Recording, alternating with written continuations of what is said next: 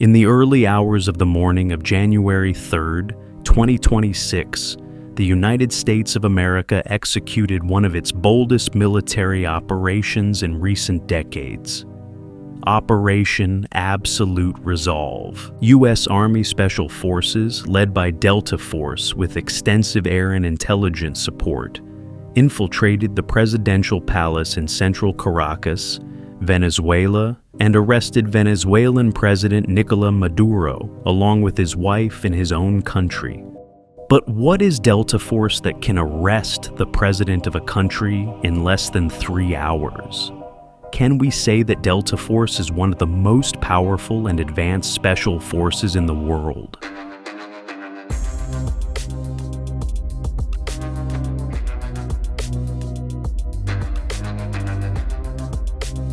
Delta Force, officially known as 1st Special Forces Operational Detachment Delta, is one of the most secretive special forces in America.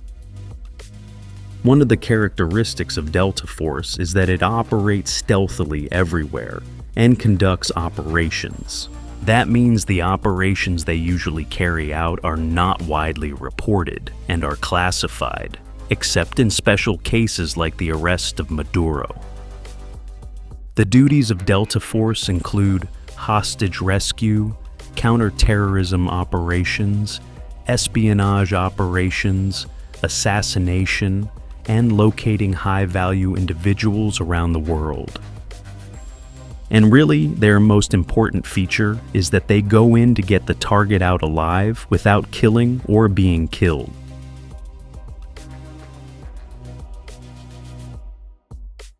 The selection process for Delta Force is one of the toughest stages in the U.S. Army. Candidates are usually selected from Rangers, Green Berets, and other elite forces. The selection phase doesn't just measure physical strength. The main focus is on enduring psychological pressure, decision-making in tough conditions, and independent thinking. Many physically strong individuals are eliminated precisely because of mental weakness. Unlike the image that movies portray, Delta Force is not a unit for heroics. This unit is built to complete the mission quickly, quietly, and without mistakes. If you hear less about it, that exactly means they've done their job properly. But what happened that led to the formation of such a unit? Delta Force, contrary to popular belief, didn't come from power, but from failure. In the 1970s, after the Vietnam War, the U.S. Army realized that the classic model of warfare no longer worked, and large, loud, slow forces were practically paralyzed against irregular warfare and terrorist operations. The hostage crisis, especially the taking of American embassy staff in Tehran by Iran, made it clear that America lacked a force capable of operating quickly, precisely, and quietly. Finally, in 1977, Delta Force was established by Colonel Charles Beckwith. Delta Force failed in its very first mission and operation, known as Eagle Claw. In April 1980, the United States sent its special forces into Iran at night to free its hostages from the American embassy in Tehran. During this operation, 6 aircraft and 8 helicopters entered Iranian airspace to free 53 hostages. During the operation, 3 helicopters developed technical failures, and ultimately the operation ended with the deaths of 8 people near Tabriz from the collision of a C-130 aircraft and a CH-53 helicopter, leaving 5 other helicopters in Iran. Since then, Delta Force has played a key role in numerous operations in the Middle East, Afghanistan, and Iraq. The most important Delta Force operation in the Middle East was the arrest of Iraqi dictator Saddam Hussein in Operation Red Dawn, which was successfully carried out. But is there a force stronger than this?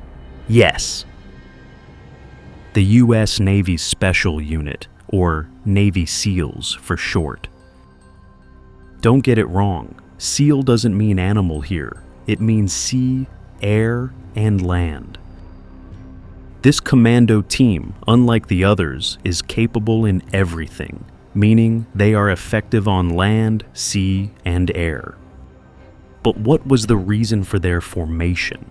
In 1962, when the Cold War was at its peak, U.S. President John F. Kennedy said, "We need a commando group that doesn't fall short." Their main goal was clear. At that time, communist guerrilla groups were fighting in South America. So if America wanted to suppress them by invading, it would have to declare war on all of them. But with this commando group, there was no need for that. They would send a small number on missions to go and carry out the operations. However, they were first used in the Vietnam War. Their duty was to send them to mined areas because regular soldiers couldn't pass through those minefields without casualties.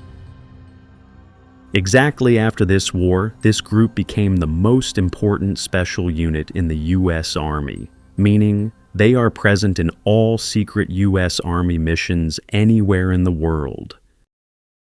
In the 1970s and 1980s, most of their activities took place in Latin America because communist groups in this region were rapidly increasing and carrying out operations, like Panama and Nicaragua.